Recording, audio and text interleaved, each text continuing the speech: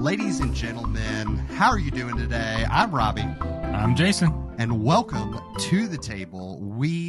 I thought about the intro there for a little bit because I feel like I always am like, ladies and gentlemen, welcome in, welcome in. And then I say welcome to the table, and I was like, how do I get around saying welcome in? The things that, for those of you who listen to the podcast, the terror that goes on in our head of like before we get started. But Jason, How are you doing today, sir? I'm doing well, man. How are you doing today?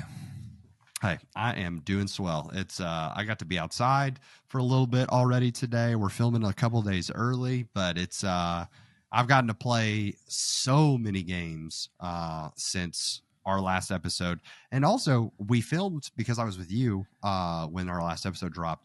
We filmed our last episode like 3 weeks ago. Yep. So it's been a minute since we've been here in the recording studio. It is. When I was putting together the show notes, like, wow, it just feels like forever. Now, you being here 2 weeks ago, or a week ago, really, you left a little over a week ago, made it easier to not be thinking about Bards, because we still talk and think about while you're here. But like, if we had just gone 3 straight weeks and hadn't seen each other, it'd be like, oh, wow, this is like, it's been 8 years, you know? Yeah. So, no, it's, it is, we played a lot of games while you're here. I haven't played as many since you left. Though we threw a couple in lately, but we were just, because of life, because Ryder's working a lot. When he works full days, he doesn't want to work at night. He doesn't want to play at night. So my gaming partner's taking a break right now. So, but then Hannah and Will came over yesterday and they wanted to play a game. So it's been good. For those who are watching, you can tell like my light's a little different because it's 3:00 in the afternoon, Eastern time zone. So we usually film at night. So my lights are a little odd. For those of you that watch on YouTube, nothing's wrong with your screen. It's really, I can't block my windows in the basement by the gaming table. So audio listeners, it means nothing. You can ignore that last 30 seconds. Yeah, no, it's, because I do content creation for a living, I'm very grateful for the space that I've created that like, it could be bright as day out there, and inside this dark black room, it's serene in here. But speaking of things that aren't serene, sometimes you get to the game table and it's not as calm as one might anticipate. Jason, what games have you been playing lately? Yeah, so we're going to, we talked about beforehand, but since we're doing a top 10 episode, we're only going to talk about one game today just because we're already going to have a long episode. So the one game I'm going to talk about is called Libertalia Winds of Galecrest. I feel like I've talked about this early on about playing this game. This version, Winds of Galecrest, published by Stonemaier Games. It's an original game. Libertalia was an original game. Designer was Paolo Mori. That was released many years ago. People loved it. It's a pirate game. And then Jamie basically reached out to Paolo to look about reworking it. They tightened up some stuff, changed the artwork, and released Libertalia Winds of Galecrest. That's a mouthful. I'll just call it Libertalia from this point forward. What is very fun about Libertalia, gameplay super easy. And no doubt when I was texting Robbie photos yesterday, I was like, this has to be a Bards episode eventually because it's a little different and the gameplay is really easy. There's a lot of little things going on, but the gameplay is easy. So every single player goes from 2 to 6 players. Every player has the same cards, 1 through 40. And each of these cards do different things. And maybe take the first loot token, kill somebody or slay somebody or whatever, but they all do the same thing. And at the beginning of the game, one person shuffles their deck, randomly chooses out 6, and then everybody else chooses out those 6. So for round 1, you all have the same 6 cards. And during that round, you're going to, 4 times in the first round, you're going to privately select a card to play it. They're numbered 1 through 40. And so on the board, you put them ascending left to right and you resolve them in order left to right. They may have a daytime ability. And then you turn around and resolve them in order right to left if they have a dusk ability. But during that time, you're also taking tokens off the board, loot tokens that are points or reputation or maps to get more points. So the cool thing about it, I like games where you're doing simultaneous private selection of a card, whatever that may be. Seven Wonders does that. Sushi Go. Many games out there have this. Everybody ready? Flip over your thing. Green Team Wins, a game we may discuss later. We kind of do the same thing. Blank Slate, a lot of those kind of party games we talk about do something similar. But I love the nature of I don't know, should I play my 2s? The first round, everybody has the same 6. It could be 1, 12, 22, 28, 30, 39, and 40. You don't know. And then you can play those in any order you want. And how you play those may dictate what you're doing because of what that card does. And then so after the first round, you've played 4 cards. So now begin the second round, you resolve the loot tokens. You may lose some coins. You may get some coins. You may get to do some other things. Beginning the second round, somebody shuffles 6 cards. Everybody chooses those 6 cards. So now you have the leftover cards from the first round and your 6 cards you just got in the second round. So now as the game goes, everybody's deck gets slightly different. It's really a hand management game because everyone will have the same cards in their hand the entire game. Now you may take actions to pull the cards back to your hand. Oh, I just knocked my microphone down. But the selection of the cards is the entire thing. Like at one point I was really trying to win. I'm like, I'm not going to win. Ryder's playing. He's way smarter than me. I'm just going to start playing cards for the fun of it because Ryder's mathing it all out. I didn't do a great job explaining it other than there's cards you're playing. You're resolving them in order. And how you choose to play those cards kind of dictates what chance you have of getting a loot token or maybe slaying someone else or getting some more coins. The ultimate goal is to have the most coins at the end of the game after 3 rounds. Each round you take round 1, thematically, you're going on a 4-day voyage. Round 2, you're going on a 5-day voyage. And round 3, you're going on a 6-day voyage. So round 1, you're going to play 4 cards. Round 2, 5. Round 3, 6. Plays pretty fast. Like we'd all played it before, but I had to refresh the rules, and including the teach, it was like an hour and 10 minutes at most for a 5-player game because it's simultaneous play pretty much. Libertalia and the art is just amazing. A lot of people who love the original game because it's real grungy and rough hate the new art. We love the new art. Anthropomorphic animals that just look really cool. Libertalia, Winds of Galecrest, pirate game. Yeah. What do you think, Robbie? You ready to play? I love the pirate theme. I'm all about pirates. But also Jason sent me pictures when he was playing, and my biggest comment was like, that art style is so cool. Yeah. So I guess I could see if it used to not be so, because it is very clean looking. I could see an older print of that being like, oh, this is the classic. This is all that. It's the same reason that people love the OG Star Wars movies. Like, for their time, they were incredible. They did that, right? Like the OG trilogy. But when you go back and watch it now, you're like, these lightsaber fights got way cooler the further we got down the road. So, no, that sounds awesome. The game that I am going to talk about is one that I played with Jason for the first time up there. And then we literally, like, the next day went to Books A Million or Barnes and Noble, and I bought it because it was on sale. And so 3 of the games that we played while we were up there, I now own at my house. All incredible. But this one's called New York Zoo. New York Zoo is a polyomino game. And so polyomino, for those of you who are unfamiliar with this, because I introduced it to 2 friends yesterday, and polyomino, you kind of think like squares or like blocks or whatnot that are shaped out in different formations. So you can have like 4 squares that either make a straight line, or there's 3 in a straight line and then 1 kind of bends off to make an L, or they're in a cube, things like that. If you've heard of a game, lots of people, their first introduction to polyomino is called Blockus, or Blocus, whatever you want to call it. But there's a whole world of polyomino games that exist out there. And I love polyomino games. I explained this to the people I was playing with yesterday. I do feel like polyomino games are one of those you're either in or you're out. Like I don't find a lot of people who are just like, polyomino games. I'm fine with them. Because you have, like Jason mentioning, Ryder, his son, who is so intelligent when it comes to this, but not a polyomino guy. Like, not about that vibe. So New York Zoo, you have a board that is your zoo, and you are bringing in these polyomino pieces that are not attractions. The word I was looking for enclosures. Enclosures. Bank. These enclosures, and then there are 5 different types of animals that you end up putting in these enclosures. And you're moving this like marker. Everyone's moving the same marker around the zoo to different places, and then you're bringing these pieces in. A super unique win condition that I haven't seen in like a lot of other places, because even in Downforce that we talked about, where it's a racing game, just because your car wins the race does not mean you win the game. So just a raw race mechanic doesn't exist, but this one is a race to fill up the board. And almost every single game, and by almost, I mean of the games I've played, no one's gotten blown out.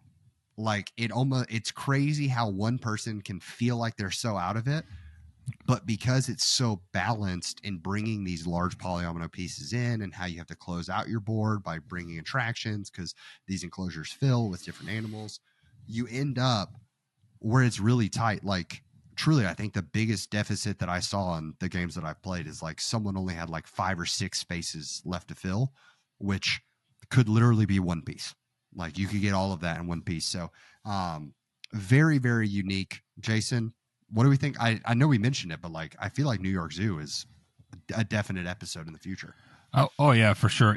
I knew that because I'm a big polyomino game player. I knew we needed to do polyominoes at some point. We've talked about a few different games. We played a different game while you were up here that I thought was going to be it. But then once we played New York Zoo and you liked him, okay, it's easy because the game mechanics are you take it, you place a little bit of nuance with how the animals go and stuff, but it's really not that bad. And I think it could be a great game for an episode because it is so different than any other game we've covered because of the win condition, because of placement, the freedom and flexibility of the placement compared to other games we talked about before. I think it's definitely a future Bards episode coming out for New York Zoo. Yeah, and I think that the other game that we ended up talking about as well, I think we can.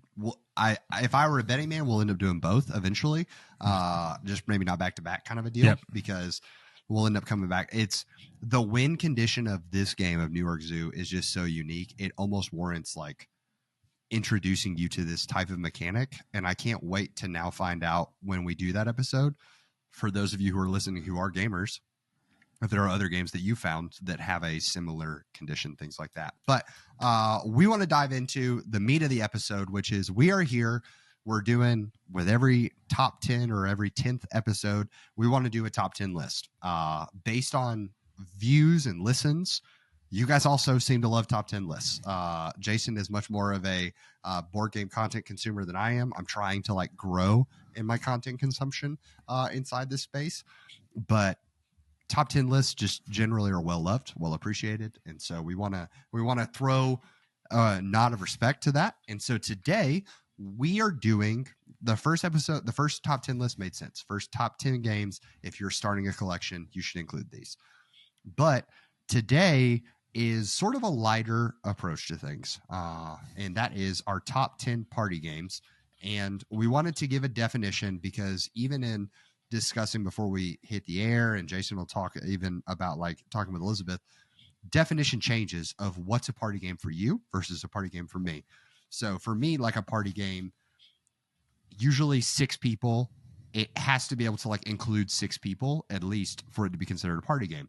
But that's a very unique like feature to it. So we actually, Board Game Geek has inside it, you can sort by like game mechanics, a really great thing. And their definition is party games are games that encourage social interaction. They generally have easy setups and simple rules, and they can accommodate large groups of people and play in a short amount of time. Lots of laughs. Jason, how do we feel about that definition? I think it's quite accurate. It definitely hits the points, many of the points that we had talked about before. And then I told Robbie before we recorded today, Elizabeth and I, my wife and I were on our way to church. I was giving her my list, and I first asked her, "What is your definition of party games?" She basically said, "Can have a larger player count, easy to play, easy to learn, fun, and shorter in length, right?" And the last one, the most important one, the party side of it. Institute social interaction, promotes social discussion, social interaction, talking, laughing, interacting, right? It promotes that, the social aspect of the party game. So I think Board Game Geek's definition is there for it. And each of us will be slightly different as we talk about our 10 games. I will highlight that there was definitely, even Elizabeth and I gave her my list. She goes, "That's not a party game. That's not a party game," which is fine because it was a party game for me. So then I deleted some of those after we talked to her. But then I added one that she said wasn't a party game for X reason. Another game that's basically a very similar game. She said, "Oh, that is a party game." I'm like, they're the same anyway. But that's what's great, right? A party game is what it is to you. Board Game Geek gives a good definition, but if a party game to you, if playing some heavier game promotes a lot of social interaction, a lot of laughs, and to me that's a party and having fun, well then that's a party game. There could be Euro party games if that's what it means to you. So, yeah, one thing that I think we're trying to do on this podcast is trying to educate as well on like the terminology of games. Because when I was playing with friends and playing disc golf this morning, we were talking about, they had played, I introduced them to Wingspan yesterday. And so we were talking about that. And I was like, oh, cause Ryan was saying, that he was interested in Wormspan because it'd feel a little deeper. And he's like, I didn't realize that I like a busy game until I started seeing all the things happening in Wingspan. And I can only imagine how much more exciting it is for like more to be happening. And I was like, oh, have you tried a Euro game yet? And he was like, oh yeah, no, we've just played Carcassonne and Catan. And I was like, oh yeah, I can understand how this is confusing. Yes. Euro does not mean made in Europe or like a European based game. It's like its own, just like engine building type that. And it was like, oh yeah. And so that's like, I think there's just this educational piece that comes around. So that's why we wanted to start with this definition, or like this loose definition of party game. Because for instance, we have a friend, a listener, shout out to Jimmy, who Jimmy this weekend while we're recording went and met up with a bunch of friends to play games for the weekend. Like they literally just played games for the weekend. It was a party for them. It was great. But they played Betrayal Legacy Edition. That's not on my list.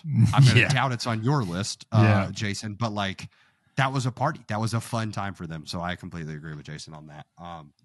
So Jason, we ready to dive in? Let's go, brother. I'm ready. Okay. I will start us off with these because from just years of youth ministry, and the different, I've always needed games that I can introduce large amounts of people to. So I love party games. Looking through my collection, I have a ton of party games.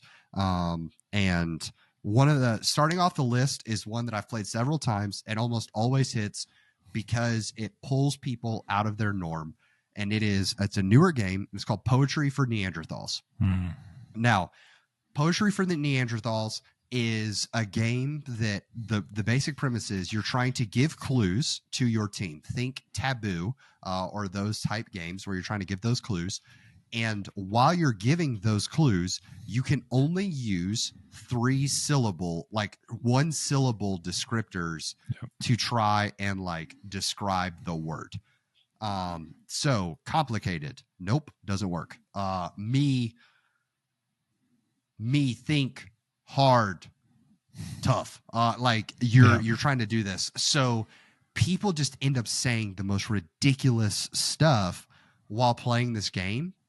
So everyone's laughing at each other because you also like, if at any point you break it, or you break that rule, they give you an inflatable club, like an inflatable billy club that someone's supposed to be sitting next to you. Just like Taboo, there's that really annoying buzzer that someone always gets too overhyped and ruins the party vibe because they're like, like there's a bit goofiness to, I have this giant inflatable billy club and I'm just bonking you on the head when you mess up. So Poetry for Neanderthals, super fun, very easy to explain. You can get up and moving and playing this game in less than 3 minutes.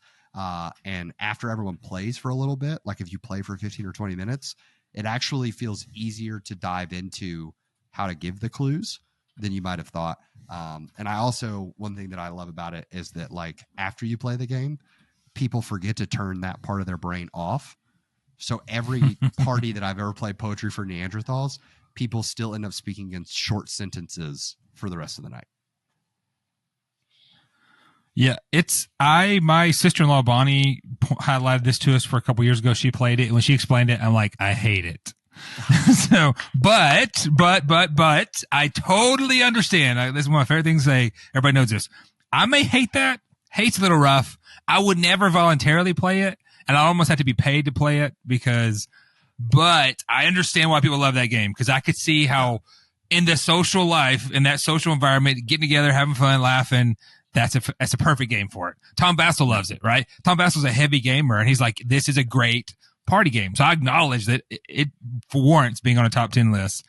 I never want to play that game because there's 10 other party games I'd rather play on my list right here than that one. So sorry for those who like that game, but it's not for me. So that is a good choice though. So, all right, my number 10. So my number 10 almost didn't make the list because the idea of it is great. It doesn't always hit correctly. And it's one called Hues and Cues. Have you ever heard of Hues and Cues or played Hues and Cues, Robbie? I have. I'm very bad with colors, so I'm very bad at this game, and I play with a graphic designer, so it's even worse. So Hues and Cues is you're right. I mean, Robbie hit the nail on the head. I'll explain the game. In Hues and Cues, there's basically a big board that's 480 shades of color. So a bunch of greens are together, a bunch of oranges, a bunch of reds. Think about like a spectrum of colors going over 480 small squares on the board, all slightly different. And the clue giver gives a clue. They may say something like coffee. Well, your version of coffee, and it's just a one-word clue, or you can do two-word clues as well, I think. What you think of as coffee may be different than, is it coffee with cream? Or is it espresso? Maybe you should have said espresso. Is it so in turn order, you have a little scoring, basically a little piece you put on what you think they mean by coffee. Then everyone else going in turn order puts it around there. And there's this cool little scoring grid with like a little, basically a cardboard thing that's a 9x9 thing that would cover 9 squares. And the correct answer, whoever the person gave the clue, they said, okay, this right here was the correct answer, right? So they put it there, and everybody within there gets a certain points in there. So the idea is very cool. If you have imaginative and creative people, this game could be a massive hit because it's just apple. Well, is it sour apple or is it green apple? Or call it green apple, but there's so many versions of green apple there that you don't know what, so I like the idea of Hues and Cues. It's definitely one, that like our foundation brethren, they are so over the top. Hues and Cues could be great for Hunter and Trevor, Connor, Silas, because their creativity juices just go and they can just come up with stuff. I'm going to tell you who's good with colors. Isaac, who works in the warehouse, because Isaac's a graphic designer. His other job's working at Benaya Print. So he just has I'll mention a color. He goes, yeah, I think that's this. I'm like, that's just impressive. Because side note, someone said something about a chartreuse disc once, and I always thought chartreuse was like purple, but chartreuse is more green. So, yeah. Anyway. Fun fact about Hues and Cues is my friend who's the graphic designer, he had a misprint on his board. And because he's so like dialed in, he literally reached out to the company that made it and was like, here's what you have for this blue. And that's not what that blue is. Yeah. And they literally mailed him, Jason. It was a sticker that was one of the squares that he put on top, like it was the actual color. Yeah. Like that's how wide the spread of the colors is. So I love it. I will say this about Hues and Cues, and that is fantastic. I love it. I wouldn't notice, but you're right. The colors are so wide, but I don't think I would have ever noticed there was a slightly different thing. Hues and Cues, you have to be with people who are willing to give a clue fast. Because if you get stuck on what it is, you just, then it's really going to fall really fast. Not that you play Hues and Cues fast, but I played 10-player games because it goes up to 10. And if the clue giver's thinking really hard, like whatever fun was happening in that game is slowly get dissipating. Not the clue giver's fault. They're having a hard time. So it's a game that you got to be willing just to send it. You could, like your version of, because you get points too based on how many people guess your correct one. So you want to give a good clue because it is a points-based game, though a lot of it's just to see how well you can guess. My biggest caveat for this one is you've got to have people who can, within 10 to 20 seconds, because they get a card with like 4 different colors. So they're not just given a single color. I think it's 4 colors, maybe 2, but they can choose what color they want to use. And it says the number and the grid number. So they look and then they give their 1 to 2 word clue. So they are prompted, but if they can't give a clue fast, even if it's a bad clue, if they can't give a clue fast, the game slows down. So that's why Hues and Cues, I've never introduced it to anyone here because it always fell flat, but I think with the right people here on a party night, on a game night I have here, I'll definitely try Hues and Cues again for sure. All right, so that's my number 10. We'll roll to my number 9. And so the way we'll do it is I'll do 2, then Robbie do 2, then I'll do 2 back and forth. So this one is actually recency bias.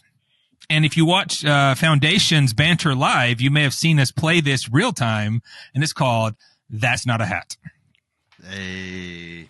Thanks to Robbie introducing us. It was a massive hit for those who watch Foundation or the Banter Live. So That's Not a Hat is it is a memory game in which cards are moving around the table. Robbie's talked about it a few episodes ago because that was one of his games to play lately.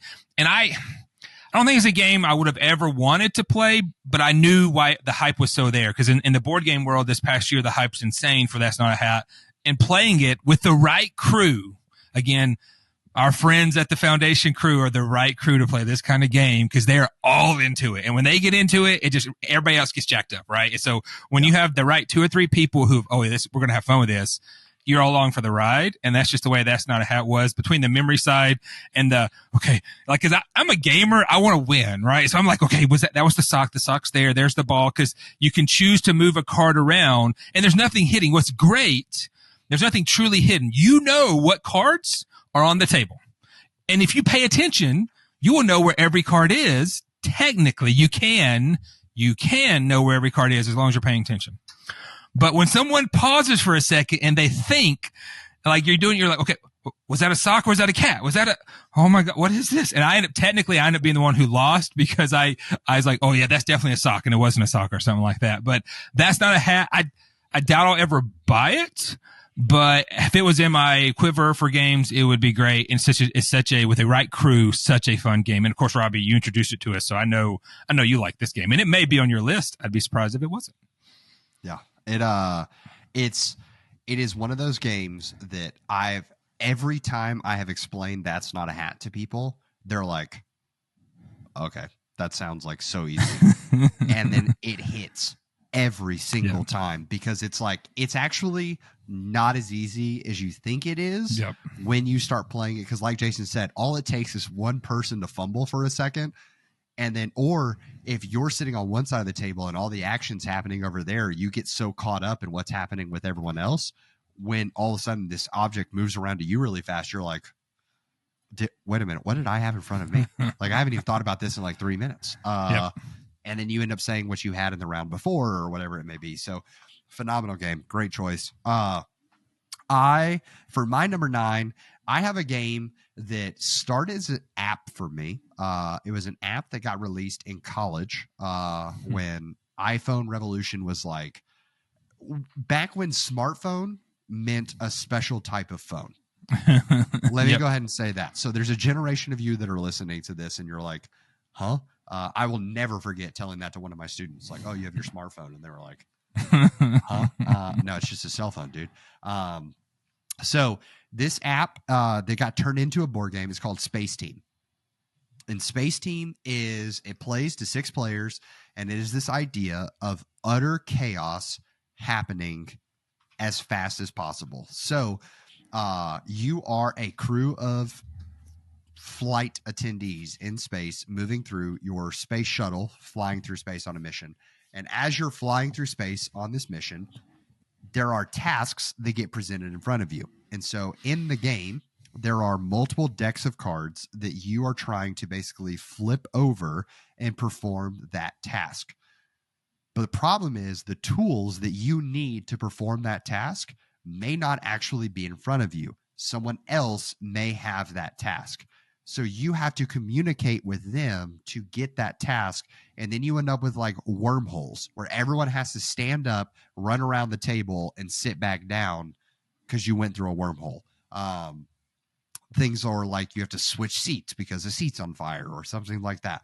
Like, there's absolute chaos happening in this. And as you work your way through the deck, you find parts of the spaceship and you have to assemble the whole spaceship before the timer runs out.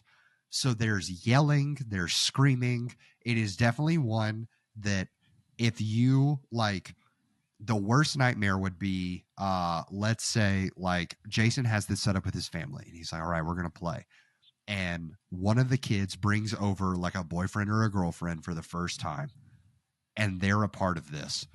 People are just yelling at this person like, Sarah, why don't you let me? Like, it's the chaos of it, the laughter that ensues. It is immaculate. And like I said, the best part is that if you really love the card game, you can also, there's a free version of it in the app, like an app on your phone that does the exact same thing. Super, super fun. I know, Jason, we've talked about it before, or I mentioned it, I think, while I was up there. Have you heard of Space Team? Have you heard it talked about on BGG or anything? No, if I had, it wasn't enough to register because and not in a bad way, but it's because it's an older game, but aspects of that game are definitely in other board games today, real-time board games today, because there's many of the real-time games. When we say real-time games for a board game, it's like it's a timer that's turning over, like one called Kitchen Rush, in which basically is overcooked. Like I doing this and you're yelling at other people. Hey, I need some carrots. I need some bread. Hey, do you got some meat? I'm going to bring a plate over here. So it's the similar freneticness of a real-time game in which you're cooperatively working together. The idea, I could see how that is a fun game. I don't mind real-time frenetic games. People who play slower stink at them because they can't move fast. And I love the challenge. Like I'm getting on a tangent. When Liz and them did or Kitchen Rush over Christmas, I was like, oh, I need to play with them because they stink because they were going so slow. I was like, oh my gosh, you guys are wasting so much time. And Space Team, you and I, if we watch somebody else, like you guys are doing this way wrong. You are way inefficient. Here's how you go faster. I like the idea of it. I hadn't heard of it until you talked to me about it when you were here. So, but it definitely sounds fun. Yeah, it's now that you talk about like it's older. I didn't realize it came out in 2015. Like it's definitely older. It's not even in the top like 2000 in Board Game Geek. So I totally understand why it does not have the following that it does. It hits home personally because I remember the days of playing this in college as the app, and then a friend was like, "Oh, Robbie, you should like check out this board game," and I was like, "It's Space Team." So there's definitely some nostalgia to that. And I think that nostalgia is something that really makes lots of these party games shine. Because they promote that social interaction, there is a lot of like inherent value that comes from that. And that takes me to my number 8, which is one that I will never say the name the same because of the first time that I played it and my friend Courtney mispronounced the game. And it's just been that ever since. And so for me, number 8 is Wits and Wagers, or as Courtney called it, Wits and Waggers. And so Wits and Wagers is a trivia game. Now, for those of you who I think I've mentioned on the podcast before, those who know me personally know that I love trivia. I love trivia. I have a group of friends. We have gone to trivia almost every week for like 14 years. So I love to go to trivia. On the weeks where I'm up hanging out with Jason, like I get text updates that evening from like, how did we do, team? So love Wits and Wagers. The idea here, though, is where trivia intimidates so many people is they don't want to look dumb. I know of almost no circumstance in life where anyone would walk in willingly and say, I would like to be the least intelligent person in the room. Like that sounds great. So the way Wits and Wagers works is it asks you, depending on the version you have, the nice thing is there's a ton of different versions out there. And so lots of times it will be questions that really most people don't know the answer to. Occasionally you get one that like you do actually know the answer to, such as what was the year that the first animated film was ever nominated for Best Picture. Jason will never forget that for the rest of his life now. Like it's locked in there. But another question was like, how many cups of water can the average adult pelican hold in its mouth? Well, why would I know that? I'm not a zoologist. Like I have no reason to know that. So everybody writes an answer down in private, and then you reveal all of those answers. So you don't actually have to be correct, because now that everyone has answered, you are betting on who was correct or who was the closest without going over. So as long as it's not something that should be, like common knowledge or something like that, you get to bet off of everyone else's guesses and understandings. I think one of the questions we got asked, because we played this while I was up there with Jason, one of the questions was like, how many people tuned in to the season finale of MASH? The largest like TV viewing for a season finale, and the record like basically still holds. And so a couple of us guessed like in the like high 100,000s, and then others jumped to the millions, and it was in the millions. And it was like, okay, no one really feels foolish here because of the fact that you didn't have to know the answer. You just had to bet based on everyone else. So I love Wits and Wagers, and I love how many variants of it there are.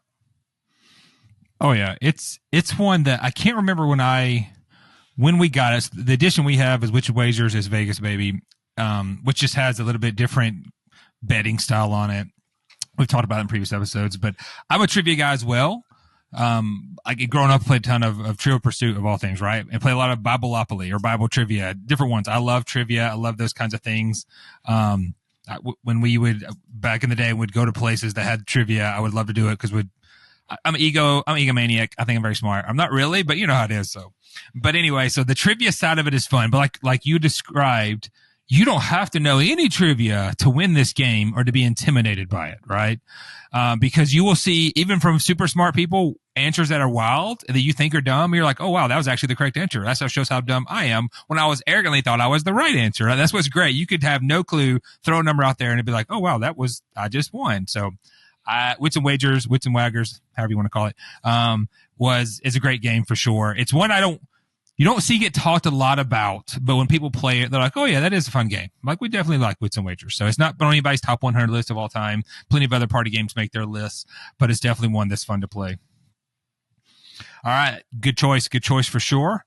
My number 8 is one we were talking about beforehand. And this is one I don't think we've ever talked about at all on this podcast, or you and I, in all of our discussion about board games, we've talked about.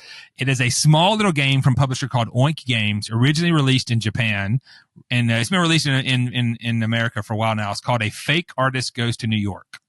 Have you ever heard of this game, Robbie? I have heard of this game. Okay, it's not a surprise because it's a well-known game for this type of game. So in A Fake Artist Goes to New York, essentially, it's like a hidden role game while also being a party type game. And this also maybe pushes the edge of party type game because it is social interaction, but it's also a hidden role game. It's a bluffing game. It's a little bit of deduction. And in A Fake Artist Goes to New York, one person essentially has a clue and has a subject and a clue and be like, okay, the subject is animals. So the person's going to write a word. So say there's 6 players. This guy, whoever's giving out the clue, has 5 of their, basically 5 cards they're going to give to each of them that's going to be held privately. And on 4 of them, he's going to write tiger. And on 1, he's going to write an X. So one person has no clue what the answer is. And it's a drawing game. And so in turn order, each person takes a single pad that gets passed around and has one continuous line they make. And if you do it right, everybody has a different color. So you know who's doing which color, right? And they pass it on to the next person. And so you could just do like a little curve. So say the clue was tiger, and the first person just does like a little curved back. It's just a curved line. You don't even know what a curved line is, but in their mind, it's the back.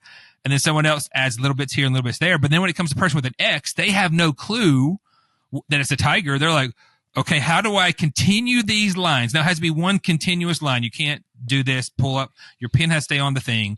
How do they make it follow the path of what everybody else is doing, but also not giving away they don't know it?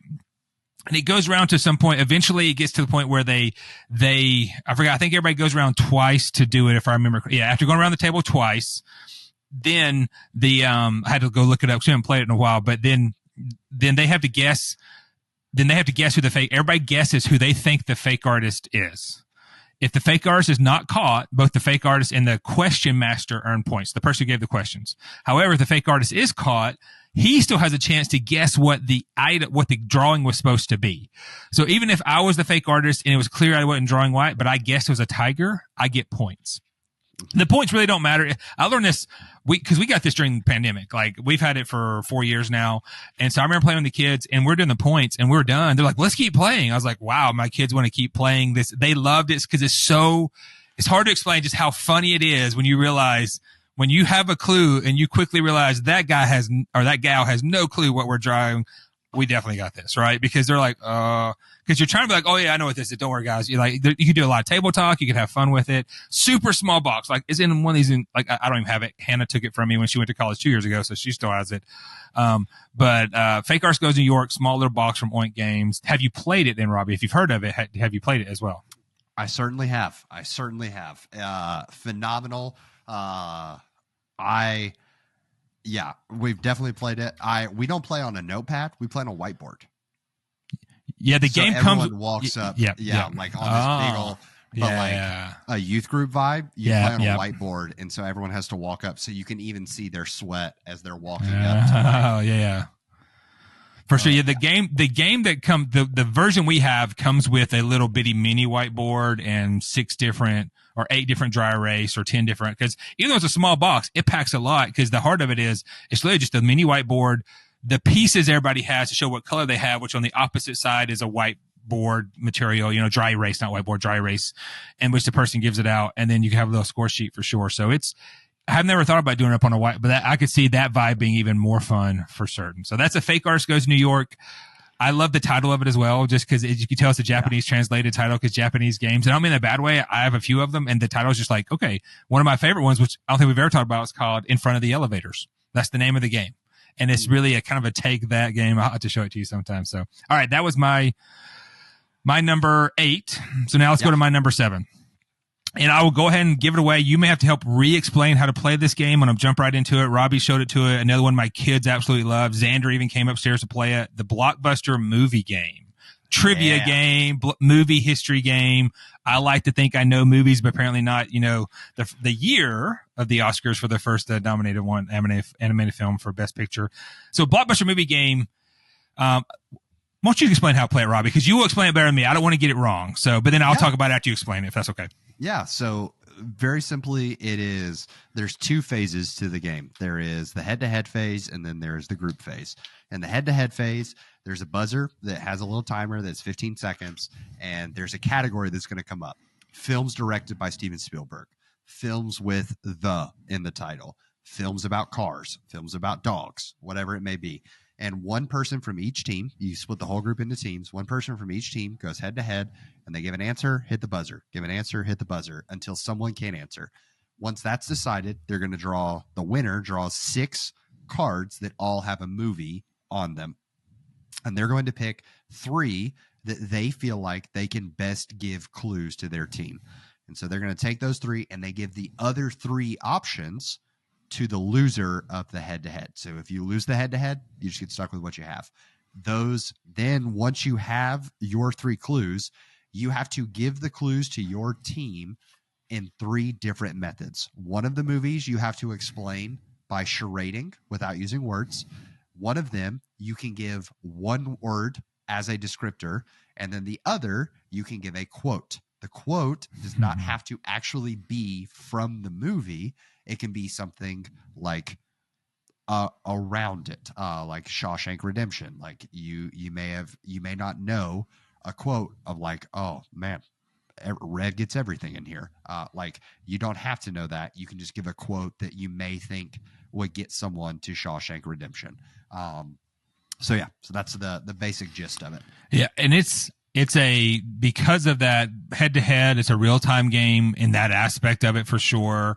It has old school charades, like you said, very similar to a game called Time's Up, in which you're doing clues, similarly charades, one word, and other things. It was, as a movie guy, right? And it'd be great I've not looked to buy, it'd be great if Blockbuster, even though they're out of business, whoever owns the game rights, updates it with newer stuff. That would be really cool. And maybe they're doing that. If they ever come up with a new one up to date with current movies, there's a good chance I will buy it right away, because I like the idea of it. And Hannah would love it for sure. Most folks in my family would love it.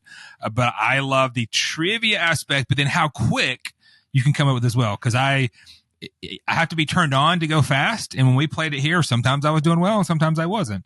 And Hannah, I know in my family, I know way more than anybody else, but Hannah's moving up really close because she's a cinematic arts major. So she's catching up on a lot of the movie things, and she loved it. And even Xander came from upstairs just to play the game, because he's a movie guy as well and like that. And it takes a lot for Xander to play board games now, especially party games. And when he came up to play it, I'm like, oh, that's fantastic. It's great. If you see this box on a shelf, you're going to think, whatever, this game's stupid. That sounds to me. You're like, okay, that's not a game for me. It's called Blockbuster Movie Game or whatever. I'm like, okay, that's like a money grab game that no one's going to play. Looks can be deceiving, as Robbie has proven when he brought the game. We played it here. So my number 7, Blockbuster Movie Game. Yeah, I will be the first to admit, the thing about party games in general, and when you do these lists, y'all, is you sit there and you think about the list for a little while, and then there are games that you just blank on.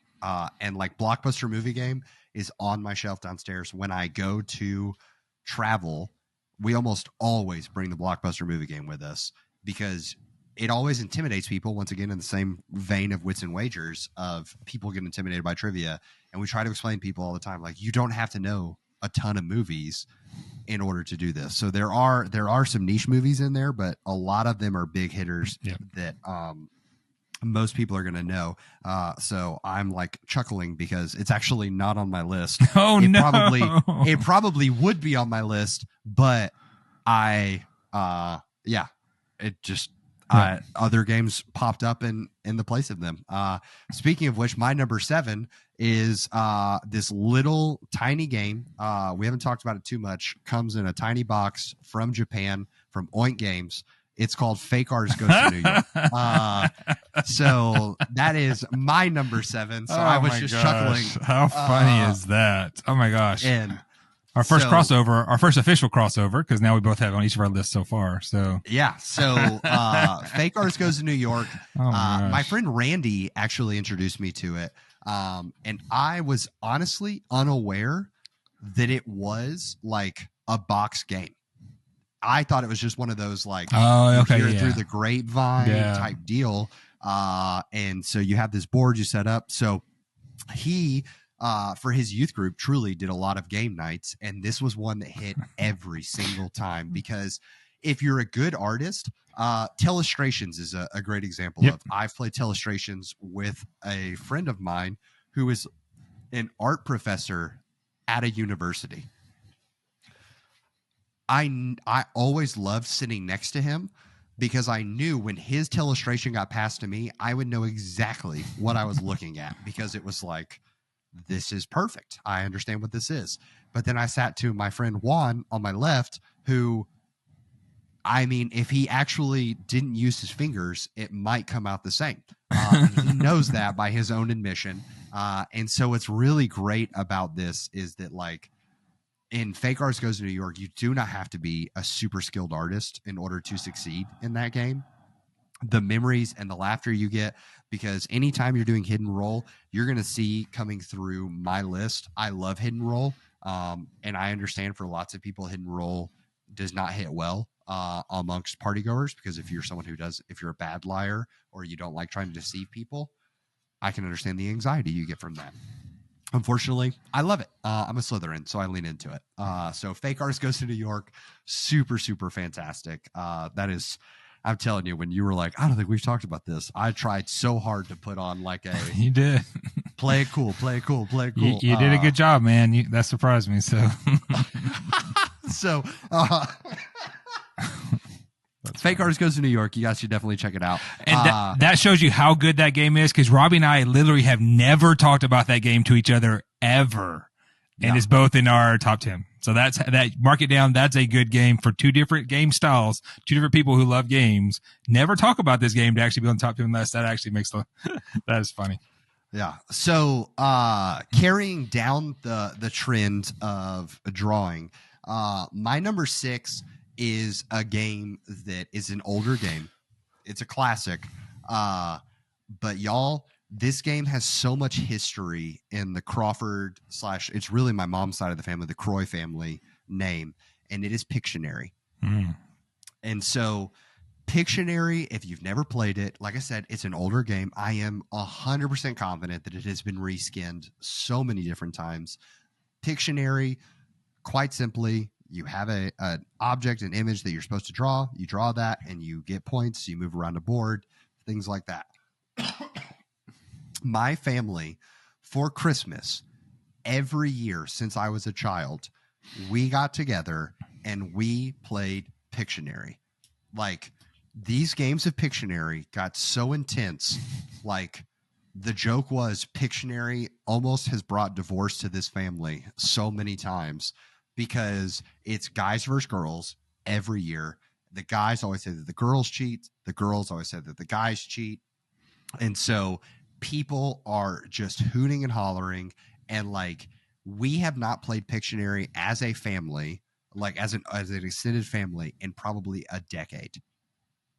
But you best believe that every single time our family gets together, there are jokes made about Pictionary games of past.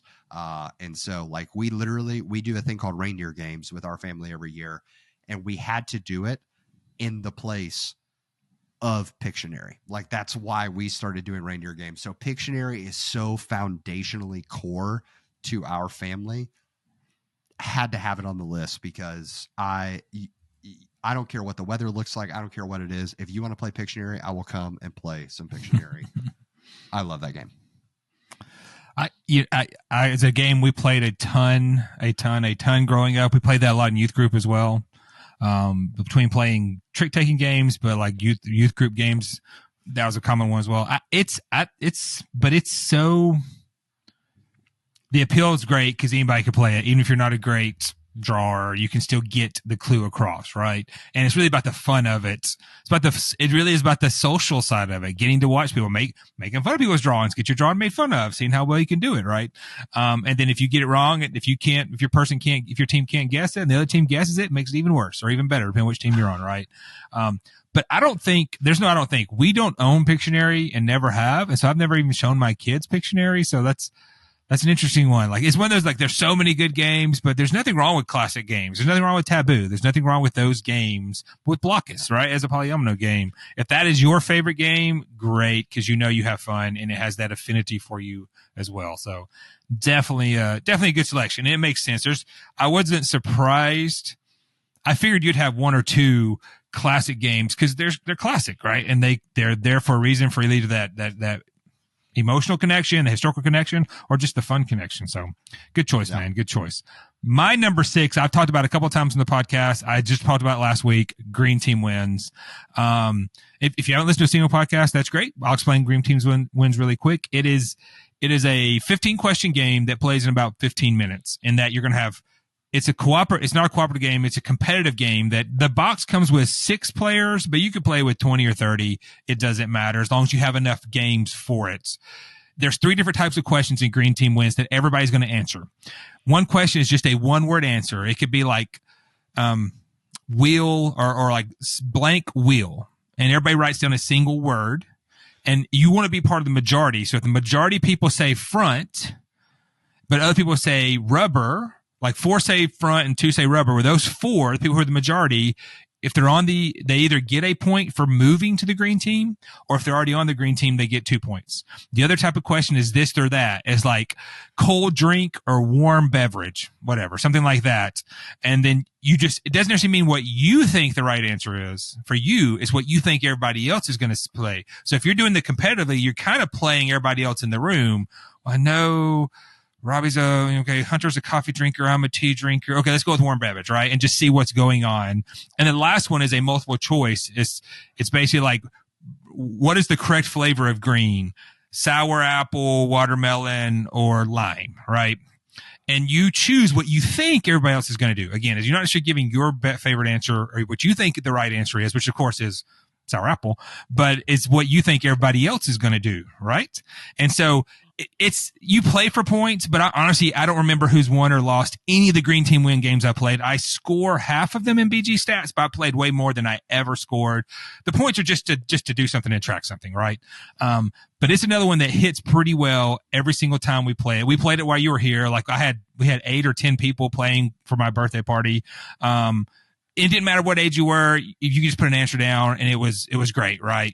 And so it's because I put 2 of my games together, and I just ran that game because my table was so full. I couldn't even play that game because everybody else was playing. So I was happily just ran the questions. And I'm happy with running party games. I'm okay with not playing them, but the right kind of game, I'm happy to stand back and just run it for people. And that way no one's having to worry about running it and scoring it at the same time. Green Team Wins, definitely. It was the big hit 2 years ago in the board game world, and I was happy to get it. It's easy to find for anywhere from $10 to $15. Super hit for everybody. So that was my number 6. Yeah, it's Green Team Wins it hits every single time, and it of course like a lot of these, it leads to some really fun interactions. Like, I will vehemently argue against the entire crew that tried to tell me that boxing movies were greater than baseball movies.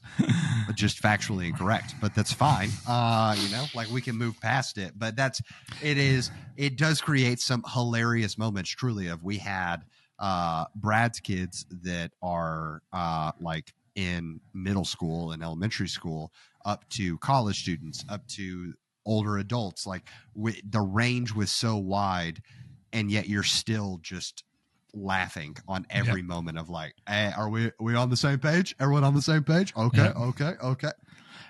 We weren't on the same page. What are you guys doing? Yeah, and it's funny because a couple of times Marissa and Dakota, husband and wife, were on the same page, but everybody else was on a different page. I'm like, at least y'all are saying the same answer. That's all that matters. You're not getting any points, but you're keeping each other happy because you're on your same page. So for certain, it's a fun game that each time we played it, it's gone well, and it plays fast. We do a scoring. If you want to play it again, it literally takes, I say 15 minutes. It probably takes about 20 minutes, maybe 22, 23. Wipe the board, start again, right? You could get a few games in, and it's doesn't matter. We had 10, 11 around my table playing it, but if you have the space and the games and the cards, you could play more than that.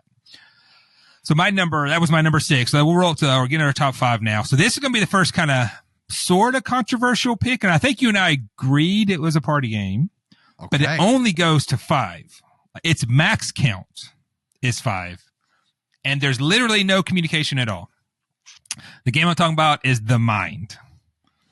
Yeah. So The Mind is a lot of board game people call this really a not a game, but more like an activity than anything else. So in The Mind, there's a deck of like 1 to 100 cards.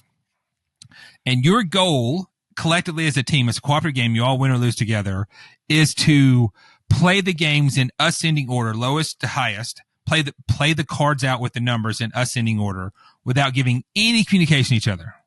Sounds stupid, right? It's if you literally follow the rules for the rules, you're literally just putting cards down all night and that's it.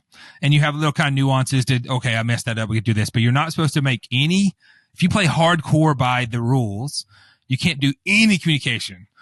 Whereas we do little bitty kind of communications that are technically okay. Cause the idea is that you could have, if we have a 5-player game, we randomly give out cards. I could have the 12, Robbie could have the 30, Elizabeth could have the 99, Xander could have the 12 or the 13. And then someone else could have like the 50. Who goes first? If there's a 12 and a 13, do I go first with the 12 or does Xander go first with the 13? Are we waiting to see if there's somebody who has a single digit card? Well, somebody has the 2 and the 3 randomly, right? So that's The Mind. Many people hate The Mind. I understand those because you could argue their strategy, but then there's not. And then if you have communication, when the Swanky guys are here, I think it was Reed we're talking about, he plays it like hardcore by the rules. No communication at all. I'm like, well, then I'm not playing it with you because we got to have some level of communication, non-verbal communication. Yeah. Like our unofficial ones are like, if you have a high card, you just sit right on back. Like you just sit on back in your chair if you have a 90s. Okay. But if you have a low card, like my rule for the house, if you have a single digit, you got to put your hand out there right away. Like you're going to play and then to see who's willing to go. If you all make it, so it's a 5-player game and you play those 5 cards in order. Now the second round, you each get 2 cards and then 3 cards and then 4 cards. It keeps going up. There are like ninja stars you can do to replay a card and then you can earn little bonuses. There's some nuances for that. We played a 6-player version of it, which isn't actually technically feasible mathematically, but we still played it with Elizabeth's siblings a couple years ago. So they love The Mind because it's a great late night game because you're silly and you're tired and you just want to have like crazy fun. Is The Mind. Only goes to 5. There's lots of communication, but it's after you played through your hand. Because then you're talking about, well, I didn't play the 12 because I thought you had this. So that social interaction happens after you played your cards. But I understand how some people don't like it. It's a small little box game. It's literally just a deck of 100 cards. And surprisingly, a lot of people know this game. Non-gamers have played this game because somebody has shown it to them before. So, and I know we've talked about it. We haven't played The Mind, but what is your thoughts on, is it a party game? And do you allow communication at all? Yeah, I definitely put it in the party game world. And we are I've played it with 2 very different groups of people. One of them was very much in the Reed camp of we don't communicate. And the other one was like, well, we want to win. We want to. That's me. So that's me. Let's go ahead and push. And so I would put it in the party game world just in terms of usually where The Mind gets pulled out in our house is we're waiting on people to arrive or people left and we're just kind of sitting and chatting and decompressing. Nobody wants to leave yet. We still want to be in the room together. So oddly enough, you pull out a game that doesn't really have social interaction. Yeah. But like you said, there is social interaction for it. The way I put The Mind in the same vibe of the crew, in that if you successfully, I'm thinking about the fact that Jason, Elizabeth, and I have 10 missions left in the crew. And when we finish it, I'm going to feel so proud of us as a crew pushing through and doing that. The same bonding occurs in the mind. Like, because if you pull off, you get all the way through and you actually finish it, it's like statistically it's so difficult to do. So Yeah. I love that social side. We've gone, I was looking through my plays. I haven't logged because I don't actually think we've played the mine since we moved here, but we played it a lot with Christopher and Mandy and Elizabeth's siblings because they're big gamers with us and they like it. And we latch onto a game on trips and play it. And we had one game, we made it through level 7, which was good. A 4-player game. And then we also had one game, we did a blind game. So even the rules, it says if you want to get real crazy, play it blind. Where literally you dealt the cards face down. You talk about easy gameplay that is I'm just going to stick a card out, and if it works, it works. But the excitement of that is so fun. Because once we'll play regular, you're like, okay, all right, let's play it blind. Okay. And just, that's silly and kind of stupid, but like when you're having a good time, you flip it over like, oh no, there's the 99 between the 7 and the 22. So yeah. The mind. It's low pressure. I think that's what really takes it to the party game element is that like if you play a Euro game and you get an hour and a half into your Euro game and you realize you placed this worker in the wrong spot, it just cost you the game and you're like, I'm an hour and a half into this and why did I make that move? Like that's such a forced error. Whereas the mind, you're like, you know what? Statistically, we're probably not going to win this anyways. So let's just have some fun with it, which could frustrate people that really want to take it too seriously. However that comes across. My number 5 is the largest player count that I've ever seen for a game because this game plays 6 to 64 people. And it is called 2 Rooms and a Boom. Yep. 2 Rooms and a Boom. If you are into social deduction, hidden role type games, this game is incredible. I've had it for years now, and I've gotten to play it at quite a few trips. Most recently, where I got to play it is I had a friend who got married. I was in the groomsmen party, and so he had 15 groomsmen. If you added him, it was 16 people. And so he was like, hey, we're going on bachelor weekend. Robbie, you're the games guy. You want to bring a couple of games. And so I ended up bringing some party games that we could break into groups and play because I knew with a bunch of adult men, not everyone's going to want to play. But 2 Rooms and a Boom comes out because I thought everybody can play this game, which to find a party game that everyone can play with a 16 is tough. But the game is very simple. Everyone's divided into 2 teams. There's a red team and a blue team. On the red team, there is a player who is the president, and on the blue team, there's the president. On the red team, there is someone who is the bomb. You split the group in half, randomly divide them into 2 teams, and you shuffle the cards up, deal everybody a card. So they're in 2 different rooms. Each room elects a room captain. That room captain, then at the end of a 5-minute period, they take 2 hostages, depending on the size of people playing. They meet at a rendezvous point between the 2 rooms because you can't hear what's happening discussion-wise in the other room. The 2 room leaders exchange hostages. They go back to their room. They debate for 5 more minutes. They come back, exchange hostages. They debate for 3 minutes. They come back, exchange hostages, and then everything's settled. If the president is in the same room as the bomb, red team wins. If the president is in the opposite room as the bomb, blue team wins. So you have this information on your cards that tells you, are you a guard? Are you the president? Are you a spy? Whatever it may be. And so those cards are color coded. So you can color share with people to show, oh, Jason, look, I'm a blue team member. And Jason can be like, oh, I'm also a blue team member. Okay, do you want a full share? And then you show the whole card. So now I can know, oh, Jason is the president. Okay, awesome. I need to make sure that we keep Jason. We need to now figure out who the bomb is. And we need to make sure that they're passing in the wind, whatever it may be. But then the nuance to this is there's probably 200 roles that exist inside this game. So a lot of hidden role games, you end up with villagers or people that don't really do a lot. But in this one, you can have the mime. This person cannot speak the whole time. Or you have the spy.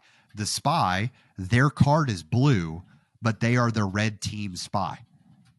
So if you full shared, it would show, oh, they're playing for the other team.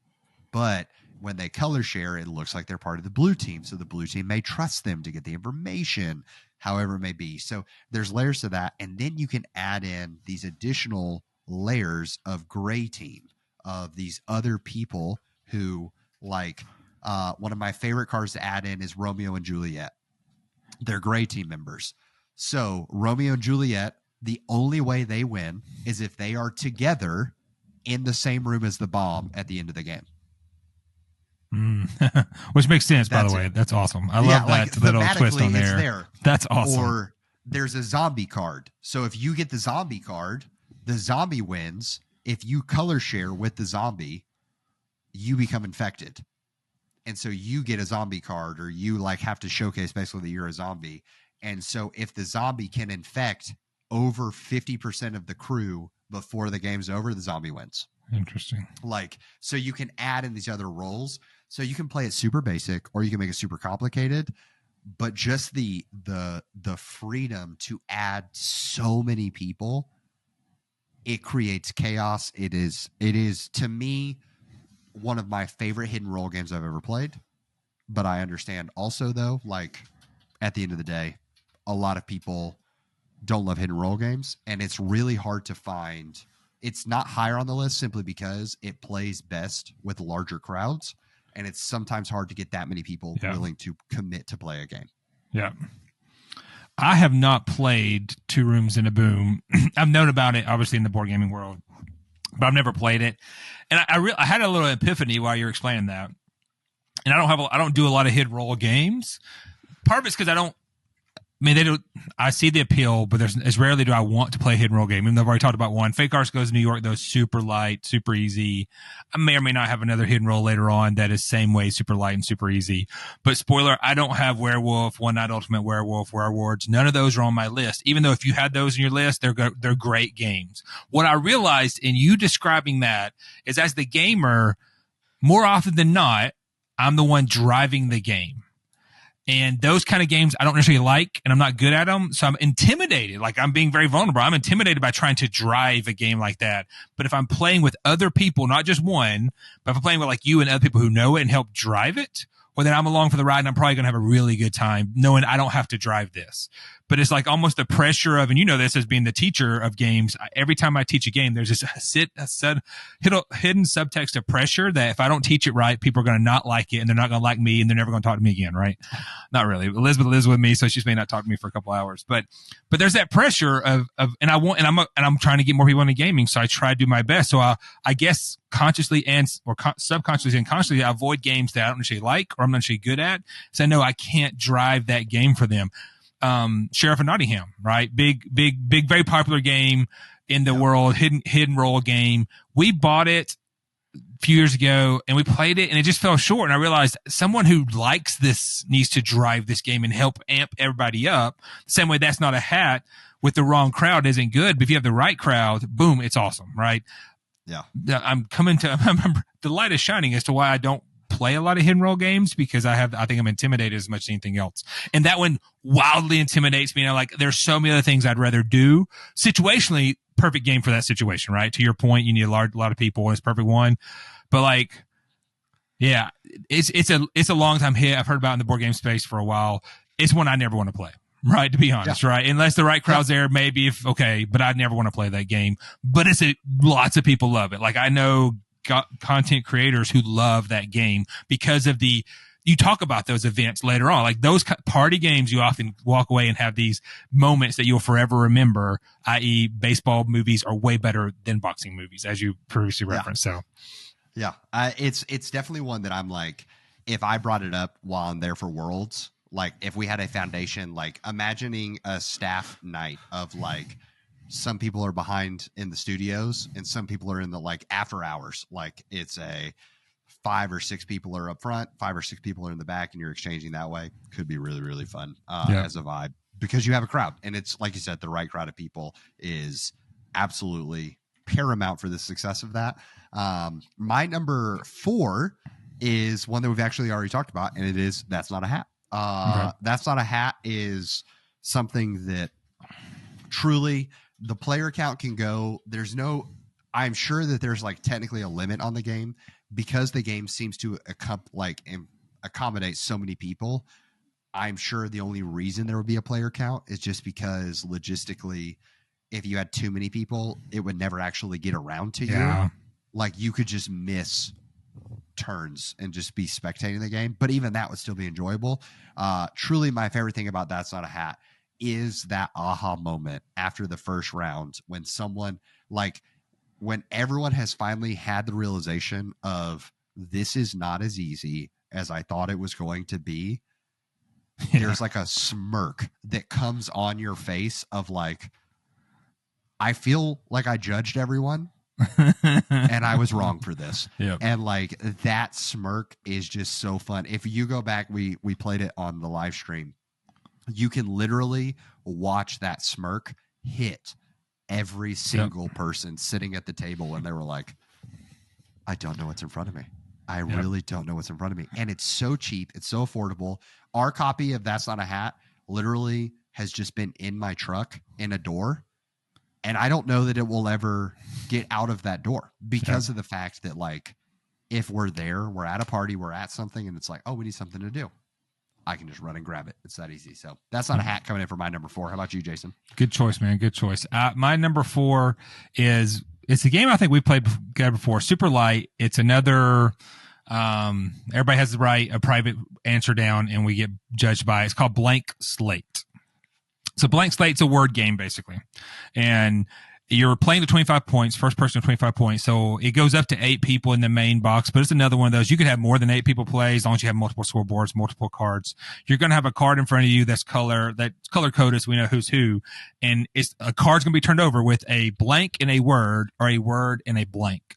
And then your job is to fill it in. So if it's the first word's chocolate, blank, everybody writes down what they think it is.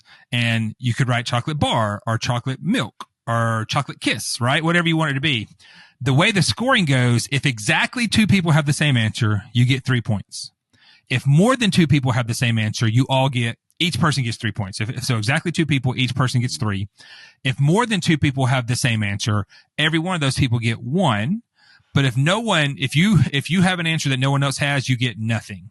So what's cool about that is multiple people, the larger the game, more people could have different words and them still get points. So there's no single right answer for that. Whereas green team wins under that scenario of the blank word where blank, only one team's going to get something.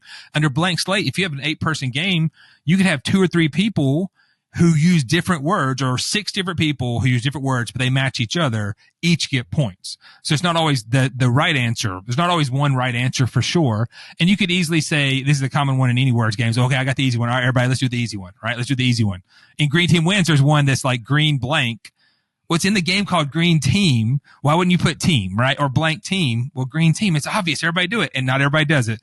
Blank Slate, similar. Your obvious answer to one is not necessarily the obvious answer to someone else. So it's another one that I love it just because I love that challenge and I love the competition side of it because I like board games that are competitive, though some of mine are just really for cooperative. But it's most of these, I think almost every one of these games is always hit. It's one that I bring out in a crowd because it plays pretty fast, right?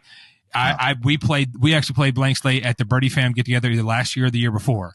I played that at Foundation game nights. I played it here because it's one anybody can sit down and do. Whenever Dakota's for Super Bowl and Josh was there and their wives and family were there, we played Blank Slate there because anybody could play this because your answer is just a single word. That's all it is. Just one word. That's your answer. Everybody go. Okay, let's go and go from there. So it's a Blank Slate. Have we played Blank Slate together? We played so many games together at this point, Robbie. I don't know which party games. Like the heavier games I remember we played, but the party ones I don't know. Have we played it? You and I have never played Blank Slate together, but we've been in the same room with Blank Slate happening multiple times now. It's like Blank Slate, my biggest Blank Slate memory was hearing Brody yell from the other room, like, all right, guys. We all know what we're doing here, right? Right. Like, yeah. Yep. That's right. That's Blank Slate. And again, every crowd. I've done it with non-gamers, done it with guys, gals, kids. It doesn't matter because you're just writing a word down, and it's such easy gameplay. All right, so moving on to my number 3. We're in the top 3 now, and mine is a relative crossover, unsurprisingly, called Wits and Wagers. It's Vegas Baby. My version's It's Vegas Baby. Same concept. Everybody, you get a clue or you get a question. Everybody writes the answer.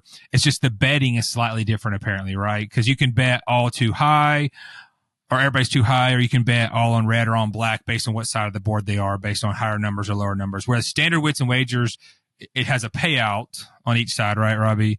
And then the Vegas side, you have a couple other places you can put things for betting on those things. So, yeah. we played that on my birthday night as well. We played a little bit later, and I destroyed everybody. Like, I've never win this game. I routinely end with zero money, not two, zero. $2. And somehow, I don't remember how I went big, but got bigger and bigger. And then I had a big payout in the very last hand. I'm like, this is crazy. This is why I love Wits and Wagers, because I don't think I've ever won, and I always have fun. And I finally won Wits and Wagers. So it's such an easy one. Robbie described it very well. It doesn't matter which version. There's a family edition. There's a party edition, have slightly different nuances, but it's basically the same gameplay. And, I've never had it not have just a laugh for just different reasons. I played that with Brody as well. Played that at Hunter's thing the other night. Played that with you guys. So it's such a blast. Yeah. What is your number 3? Go ahead. I would say, if I were encouraging someone, because I've now played 3 different versions of it, and the Vegas edition I think I like the most because of the betting options, the multiple betting options, and most of them don't have that round payout for getting it correct. A lot of them is just like a flat thing. So I like that it kind of ramps as the round goes on, to give you more of an incentive for being right matters more as you go on. And yeah, it pays up pretty well. So my number 3 is one that is a favorite here on the podcast. We both own multiple copies of it for this reason. It's one that even my mother-in-law, who I've talked about before, I love my mother-in-law dearly. But she's not a gamer. She is very hesitant to play games. She and a group of friends, Jason, literally made their own version of this because they had a wait at a restaurant. They were doing like this international trip with a bunch of couples, and they had a wait at a restaurant, and they were like, you know what we should do? We should play this game. So they just pulled some paper out of their purses and played this, and it's just one. Just one. Absolutely incredible. The concept is very simple. There's a card. You have 5 random words on the card. They do not connect to each other. I have tried to sit there and thumb through the cards to figure out like why these 5 words existed. They don't. And so one person holds that card basically up to their head. They don't have to, but they're like, all right, I'll pick number 4. So everybody sees what word is number 4, and they write down just one word to get the person guessing to guess that word. If there's any duplicates, you don't get to see that clue. There are so many fun moments of, I love exactly that same thing Jason was talking about with Blank Slate, where you're like almost goading your teammates into, all right, guys, I got the obvious one. I got it. And I think in just one, you're also not supposed to communicate. Like, there's not supposed to be table talk. Right. But the game is infinitely more fun when you actually table talk. So just one. Like I said, this is another one that has a player count, but if you host a lot of game nights, if you are someone, don't buy one, just buy 2 copies. Go ahead and do yourself a favor. Like, you're going to use the second copies, or do what my mother-in-law did of like, here's what we're going to do. We're going to like literally someone just looked up 5 words, wrote them out on a list. And so that person would turn the phone around, have their like list, and hand that to them, let them guess 1, 2, 3, 4, 5. And then everyone wrote their clue out on their notes app in giant font. And then they did it digitally. Yeah. Super, super solid. I Jason, as someone who plays a lot of just one, have you ever considered doing it digitally? No, but it makes sense. I mean, on principle, it makes sense because it's literally just words and showing those words and then hiding it if multiple people have the same clue. I hadn't thought about that, but give it to the ingeniousness of our seniors to figure that stuff out. When we want to go spend money on something, like, I'm not going to spend money on something. I got something right here that can do everything for me. So let's just do it. That actually is a really good idea. So I had not heard that. think about next time that y'all go on a Disney trip or Universal trip, and now you're waiting in line. You can play just one. Yeah. While you're waiting in line. So, my number two, I will go ahead and say you could call it a cop out. I don't think it's a cop out. I know Jason and I even discussed like having this on here. That my original answer was a deck of cards. Like just my favorite like party game, a deck of cards, because there's so many things you can do with a deck of cards. But specifically, it is the game Up and Down the River. We talked about it before in a couple episodes of really enjoying this. It's a trick-taking game, but why I love Up and Down the River, it plays super fast. The only reason that it takes, like when I think about our definition that we used of party game, and easy to set up, like simple rules, easy setup, accommodates large groups, plays in a short amount of time. This one, you can adjust the time based on how large of a river you play. And also you can, if you are playing with a bunch of non-trick takers, that can add in some complication to it. But Up and Down the River is one that like, if people have a basic understanding of trick taking, they don't have to be that good at it. And the best part about this of Up and Down the River is it's not about trick taking as much as it is betting correctly. Mm-hmm. So very much in the same, like if Wits and Wagers is a trivia game that you don't actually have to be that good at trivia. You have to be good at betting and reading the odds. Up and Down the River is a trick-taking game that you don't actually have to be that good at trick-taking. You just have to be good at understanding how to bet accordingly. If you're a trick-taker, this game is so fun. It's such a unique take on trick-taking because almost all trick-taking games require teammates. Like they require the crew. Trick-taking game, you require on your crew. Spades, rook, euchre, like all of these, like not euchre. What was I thinking? What's the Hearts? Hearts has it, but maybe it is euchre. There's some like version where the jacks are like the Northerners play. Euchre may be that game. Comments will let me know. But that trick taking aspect, you have to have a partner that you're doing this with. Yep. So Up and Down the River, always going to be a favorite. Another one that has some sentimental value. And like I said, probably feels like a cop out to talk about a card game.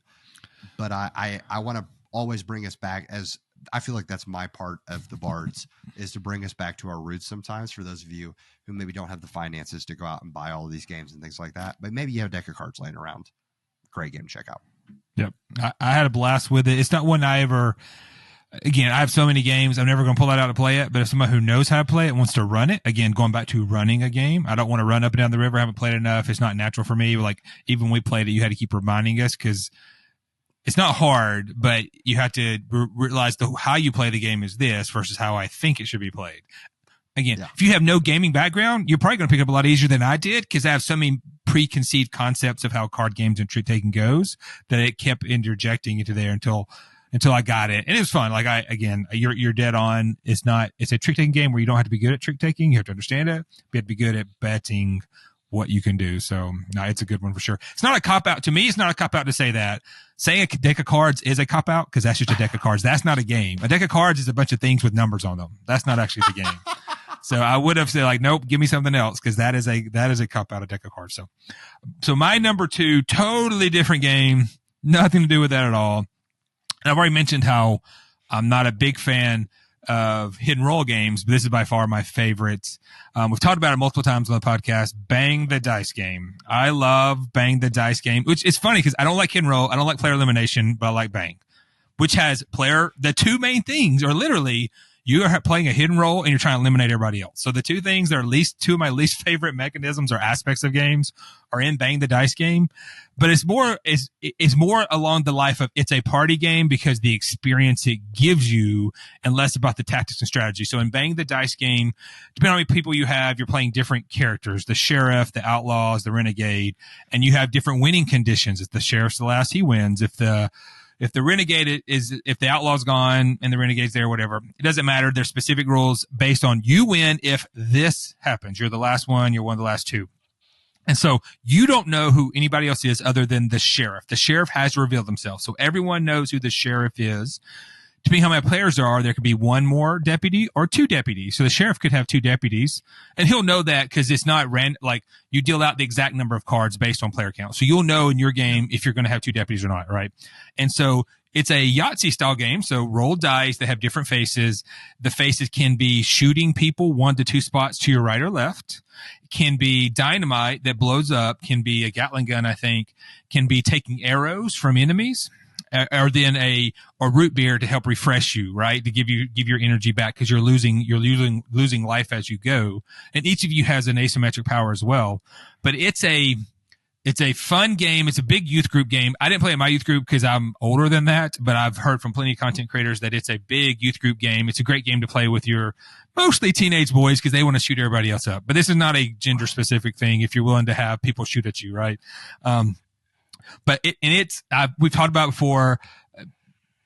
I don't have the best memory, but one of my all-time top 5 memories ever in the history of gaming in my life happened last year. We're at a work trip to a disc golf tournament, and Brody was one of the last ones, and he was playing dumb on his character. He goes, we won. Like, it was just, and I knew fairly quickly, I'm like, oh yeah, he's just playing this. Everybody at the table thought Brody was wrong because Brody likes to play, I'm not very smart, while being smarter than almost everybody in the room, right? He likes to play that guy very well, the dumb jock, but he's actually a very smart jock. So he was playing that well. Everybody thought he was wrong with what he was saying. Cause I was like, I don't know. He's the deputy or whatever he was. I couldn't remember what it was. And then Hunter looked at me. He's like, oh, okay. So Hunter got it because Hunter's a gamer as well. It took Elizabeth a little while. Love Brad. Brad had no clue. Brad thought Brody had it wrong. And it was so epic because everybody thought Brody was wrong. And then Brody ends up winning because he knew what he was doing. But it was just so funny. Like, it was just because people were like, he sold it so well. He sold the hit and roll. He sold the I'm not this so well that it went well. Now, I will, total transparency, and I probably mentioned this before, this game is very mean because you're you could be the sheriff attacking your deputy because you don't know he's your deputy or she's your deputy. So depending on who you have at the table, you can do a lot of you can table talk all you want and bang the dice game in this hit and roll game. You don't got to tell the truth either. That's part of the game is, do I tell the truth? Do I not tell the truth? Do I say this? Like, that's part of hidden role games. And right, we had a game that, it was a larger game, and this game plays better at larger counts, even though what I'm about to say could happen. Ryder was eliminated without taking a turn, just because the way the game went. And the games can go a little longer, so he was eliminated very quick, which is tough. He took it really well, but if everybody attacks you before you have a chance to heal, you're out. And so that is a small thing. That's table dynamic. You know, the point of the game is to eliminate people, but if you like Walking Dead, there's the exact same game in the Walking Dead universe, but exactly the same. That's super cool. We have it as well because we're Walking Dead fans. Bang the Dice game. I don't think I've actually played it since USDGC. I think we only played it once, even since we lived here. But like, if you accept the fact that you're going to be attacking everybody else and you're going to get attacked, but then after you play, if the game goes fast, you can, deal out new rolls, go again, and let's see what happens. Definitely a fun game. And I know you've played Bang the Dice game, right, Robbie? Yeah, for sure. It's, I played with a crew because what really makes it so interesting to me is I know Jason is not a take that guy.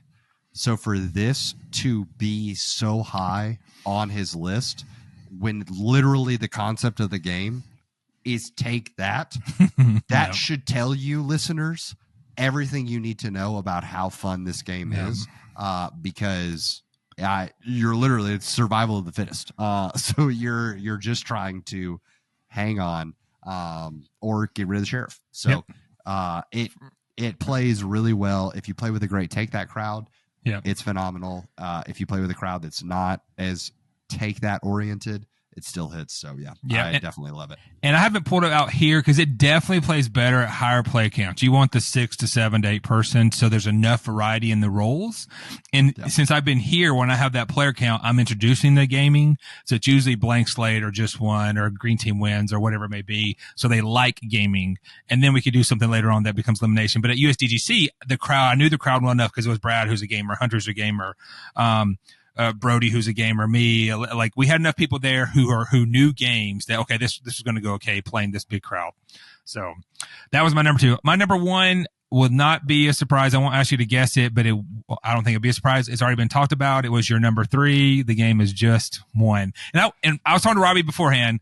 It went back and forth because I'm like, it's such a, when I step back on this list, right, and think about top 10 party games, these are my top 10 games. I'm not just saying they should be the top 10 you buy, the top 10 best ever.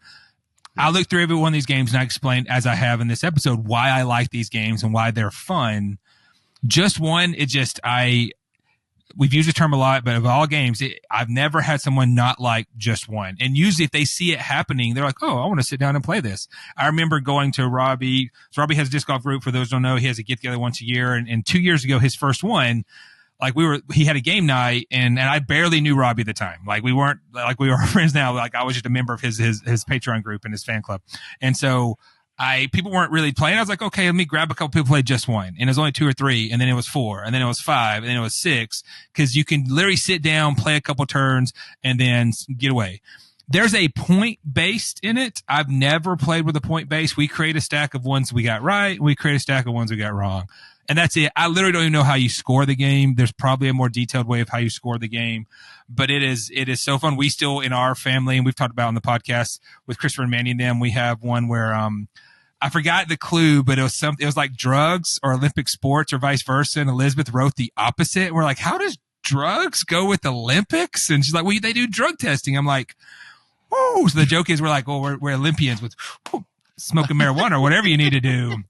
And then the other one was plier, but it's also spelled like plie. And Elizabeth's entire family are dancers who were like, well, is it plier or is it plie? And so that's an ongoing joke for us. Do we plie or do we plier? So just want $15, maybe $20 if it's full price. Easy to play. Like you can explain it and it may take people a second and they realize, oh, okay. What the most funniest thing is that like they forget, well, okay, can it be 3 words? No. The name of the game is Just One. Well, can it be a hyphenated word? No. The name of the game is Just One. So that's how easy it is. You're writing down a single word and you're trying to write one down different enough, not the obvious one, even though that's the constant joke in every game we ever play. Okay, I got the obvious one. Like I said, I got the obvious one. And you're like, no one wrote the obvious one because everybody thought somebody else had the obvious one. So Just One, I have 2 copies. I actually have like 3 or 4 copies because I give them to the kids when they went to college, but I have 2 copies that are mine. So that way we can have a group of 10 or 12 play very easily. So Just One, my number 1 party game of all time. I'm excited to hear yours, Rob, because I'm looking through it and I'm like, I don't even have a guess. I'm gonna do a little mini guess and I could be totally wrong. My guess is it one of the werewolf games? It is. Okay. All right. It sure is. Yeah. Like I said, I love hidden roll. And even how Jason was talking about, I'm an expressive person. If you don't know me, if you haven't put that together, I'm a very expressive person. So when it comes to pushing a hidden roll game, I feel very well equipped to be the one that is going to be talking. The unfortunate side of that is that because I'm going to be the one talking, I'm always going to be a suspect. So I just have to accept that if I'm going to play One Night Ultimate Werewolf, which is my number 1 with people, I'm probably never going to succeed when I'm the werewolf. Because congratulations, I'm always going to get voted on. Like Lindsay, I don't know that I've ever played a game with Lindsay that she did not vote for me to die in One Night Ultimate Werewolf. And we have played this game so much that I've literally had to order second and third copies of it because some of my cards, and it's a nice quality cardboard component, are physically peeling because we've used our cards that much. So One Night Ultimate Werewolf is werewolf, mafia, that type style that you've seen. Why I love One Night above the rest, and I'll take a quick aside that probably the top secret hidden roll game that gets talked about is Secret Hitler. And I, as someone that loves hidden roll, hate Secret Hitler. I think it is so bad, personally. I think if you're trying to get into hidden roll, avoid Secret Hitler at all costs. I understand a lot of people love it. I'm here for that. I think Secret Hitler makes hidden roll really tough because the roll, like the bad guys quote, it's so much easier for them to win. Because a lot of hidden roll games, it's hard for the secret roll to win. I think One Night does it very well. So One Night Ultimate Werewolf, the basic gist is that everybody's given a role that you fill. Lots of these roles have actions that they perform. And then there are the werewolves. Everyone goes to sleep and you turn your identity card face down. Now, things happen while people are sleeping that cause you to move the cards around. So when you wake up, you are not necessarily what you went to sleep as. So you have 5 minutes of social deduction to figure out what got moved. So one of the cards is the troublemaker. The troublemaker literally switches two people's cards. That's simple. So if Jason's the werewolf and Elizabeth is not, but I'm the troublemaker and I switch their cards, Jason's going to wake up and still think he's the werewolf. He has to behave as if he's the werewolf if he wants to win. But as soon as he realizes that his card isn't the werewolf anymore, he has to decide, do I just jump ship and come clean and be like, well, I had the werewolf card, so that means Elizabeth's the werewolf. Let's vote her. So if we listen and that's correct, congratulations. It's an easy win. But what if I'm not the troublemaker and I just said that I was to get people to switch it around? Now Jason's outed himself, and that's the case. Maybe I am actually the troublemaker, but I didn't switch Jason and Elizabeth cards. I switched Elizabeth and Ryder's cards. Like, there's so much nuance that comes with all the roles.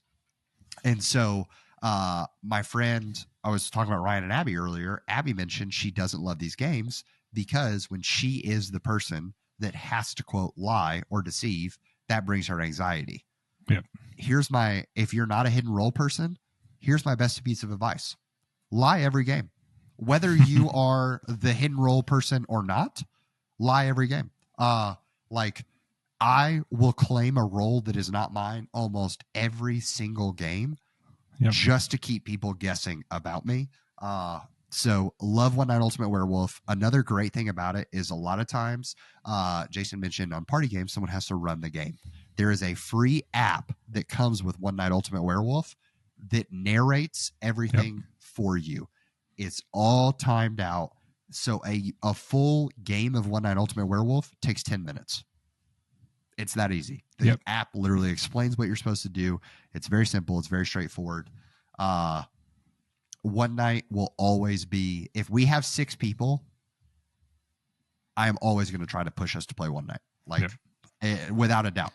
So that's the top of my list. It's a great choice for sure. It's a hit for a reason. People love it because there's an original game called Werewolf that just takes longer. One Night streamlined it and kept all the fun of Werewolf, but then streamlined it with the app. And we had, I gave mine to Hannah, like literally, and I just gave her One Night Ultimate Vampire because there's a bunch of the variations yesterday, as well as Werewords, which is a slightly different version of One Night Ultimate Werewolf where you're playing characters as well, and it's driven. So I can see why it's popular. I know why it is. It's also one that if I had a group of folks who liked those kind of games, I would happily play that, and I'd probably have a different opinion on it. But it goes back to you running it makes sense. Like Robbie said, if you know Robbie, you can see how he can run these games really well.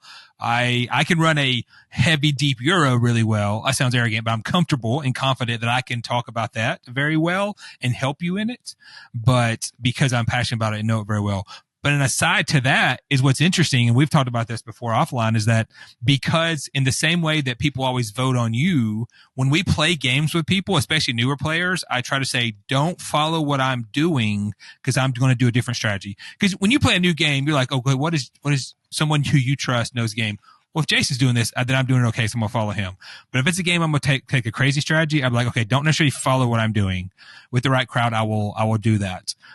Funnily enough, like when we played Seven Wonders a couple weeks ago, Hunter was looking because we were talking and we were playing, and he kept. I'm just following what Jason did at the beginning, and then what he did, I explained that's what Elizabeth likes doing, and Hunter ended up winning, so it turned out well. Like following in that made sense, but I can understand the adjacency. It's a great game for a reason. My kids love it because they like that party aspect of the hidden role for sure. Great list, man. Hey, so I have a couple honorable mentions I want to talk about that didn't quite make the list. And I know you probably have a couple as well. So I'll go through these pretty quick. Not necessarily going to explain them, but you will know them, and I'll kind of do the highlights for our listeners. One we've already mentioned is Telestrations. I do not like telestrations at all, but Elizabeth and Christopher Mandy and their kids and my kids love telestrations, and I have the 12 player pack. And when they play telestrations, I go do something else. But it's nothing but laughs. They love it. Tons of laughs going on during this game because you're given a clue and then you're writing and you're passing. It's kind of like the telephone game in a way. That's telestrations. You don't have to be a great drawer, but being a better drawer helps or can hurt depending on what you're doing. I bought it literally just for my family to play. I've never played my telestrations. Just sitting down here as a big old box. I don't like telestrations. Even with the route crew, I don't want to play that because I'll find another game I'd rather play. But it is a beloved game, right? Totally. One that Elizabeth says is totally not a party game, but I love because of the chaos is Flux. Have you played the Flux games before? I've not, but I've seen because there's so many variants of it. There's so many, and Flux essentially has a each game is different. There's a bunch of IP ones. Like I have Firefly Flux, I have Jumanji Flux, I have the Wizard of Oz Flux, right?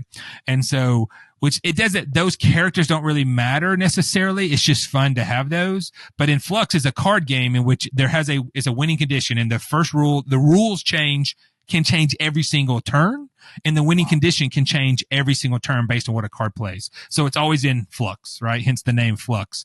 The game starts, play a card, draw a card.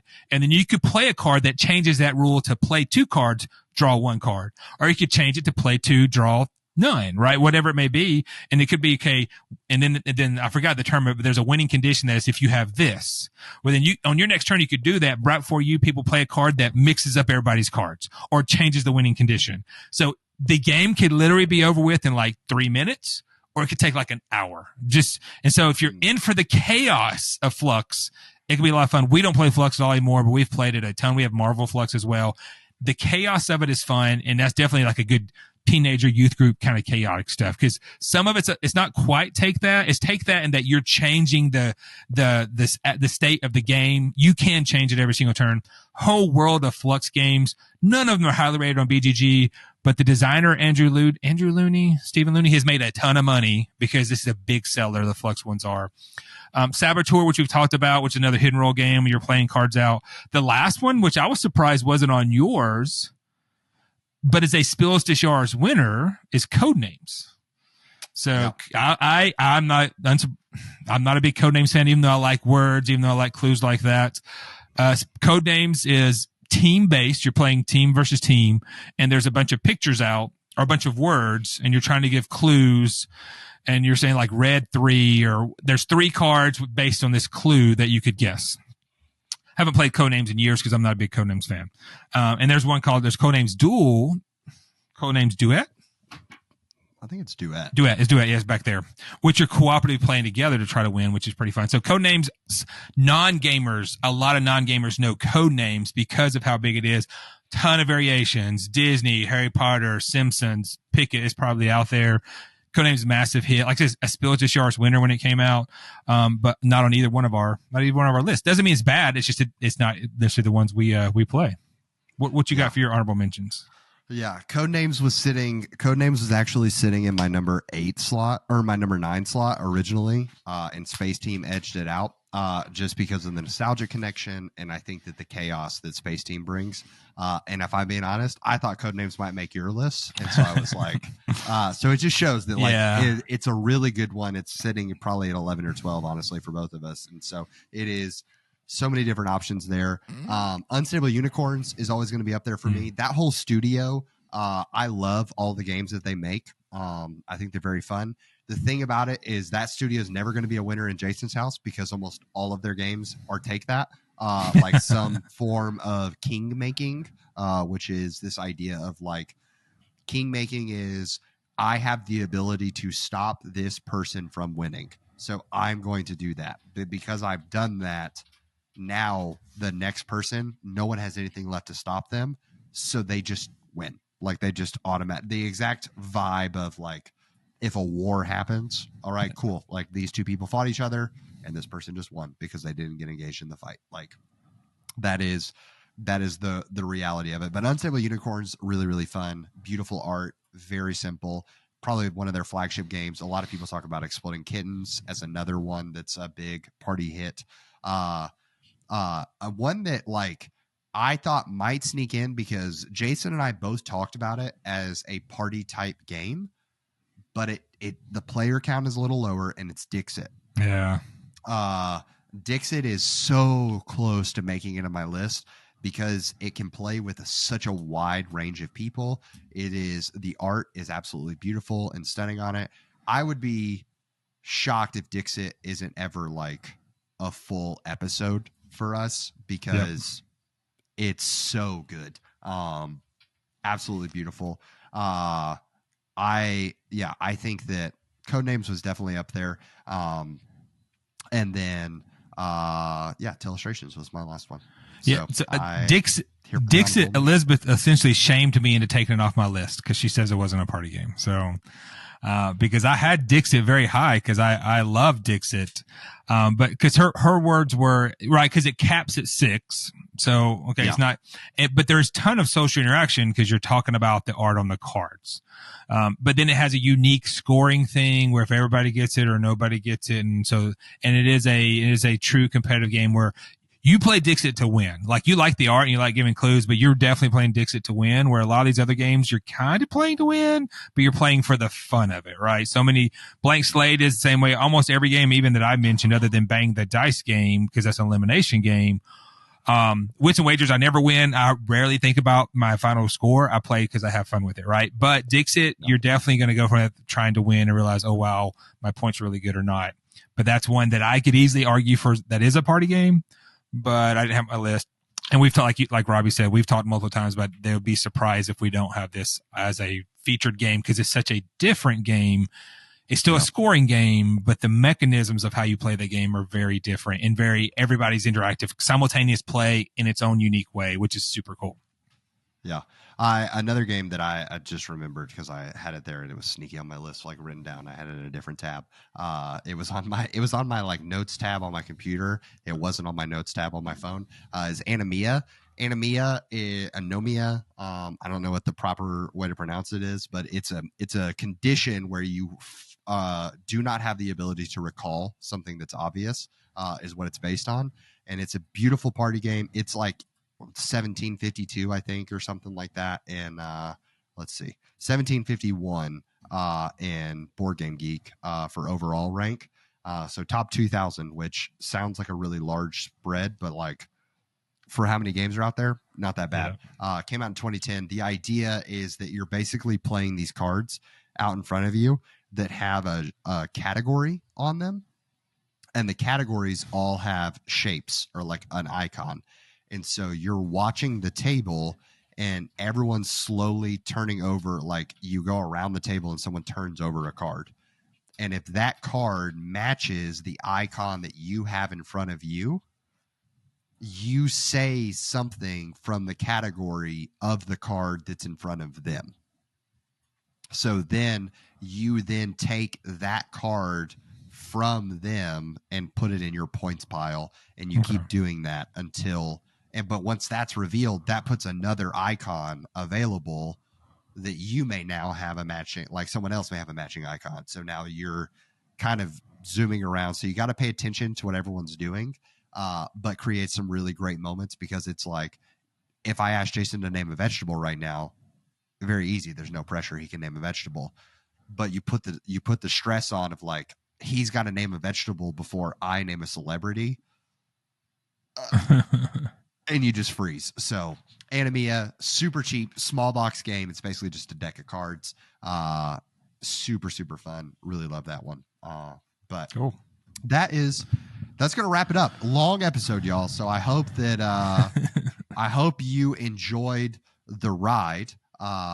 It's a long episode, but honestly, I feel like there's so much packed in there, and there's just a lot of memories, which is what party games bring. I'd be willing to bet this will be one of our longest top 10s that we do, because of the fact that every single game has a connection for us, which is why it made the top 10. I don't know how you feel about that, Jason.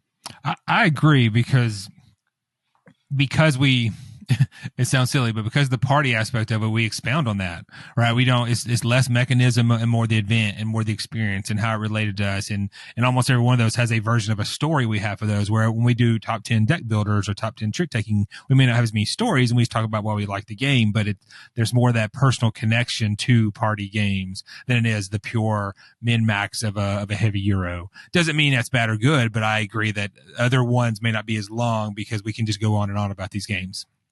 Yeah, because there truly is. There's a memory associated with every single one of them. So if you're building a game collection, we both had party games in our collection. I'm pretty sure just one was like in both of our top threes of games to start a collection. So phenomenal.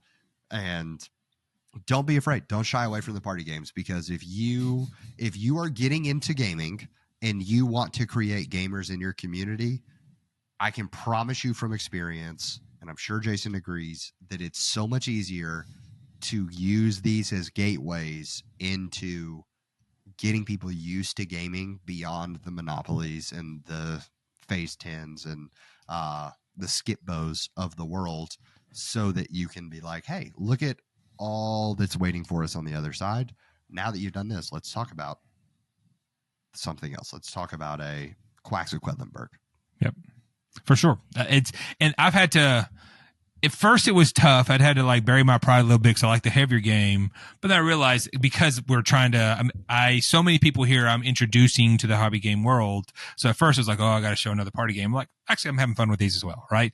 Every one of these I could easily pull out and have a blast playing with the folks. So it was even easy for me for the heavy Euro, heavy mechanism guy to have no problem pulling out those kind of games. Because even when I had my get together last, when you were up here, I was like, I wanted to play some heavier games, but it all went fine. Everybody had a blast with every game we played, and so it turned out great for what it was. And thankfully I've accepted that. And Robbie's right; those will be the hit. Those will introduce people to something different. Nothing's wrong with Skip Bow. Nothing's wrong with those games. Nothing's wrong with any of those taboos. The other games we played that are party type games. There's this other world of games that take you down a different path and can have a different experience for sure to help you get that foot into the tabletop game world. Tell us what your favorite party games are. Did you agree with any of our list on this? Like, we only had we had 4 crossovers, actually. One surprise, Fake Artist. That's not a hat, just one. And Wits and Wagers were our crossovers. Did we miss any that are obvious, right? From our honorable mentions in top 10, are there obvious top party games that you guys love? Let us know for sure. Let us know what you think of the list. Yeah, absolutely. Well, y'all, we thank you so much for listening, for supporting what we're doing here on Bards of the Board. We have conversations going with, I'll let you know, like, your support, you're continuing to do this. We have a conversation currently engaging with a game designer about the possibility of us talking about his game and things like that, which wouldn't be possible without, like, I told Jason when we started, like, if we do this, there could be a world that, because people choose to listen, I don't know why, but because we'll have a good time. We're going to sit here and talk about board games anyways. Might as well record it. We may end up like with some connections that we wouldn't expect and things like that. So It's crazy that 20 episodes in, y'all's support really has flourished into something that we're getting to have conversations with folks that I don't think either of us ever planned on. So super, super excited for those things. And we will see you guys next episode for episode 21. See ya.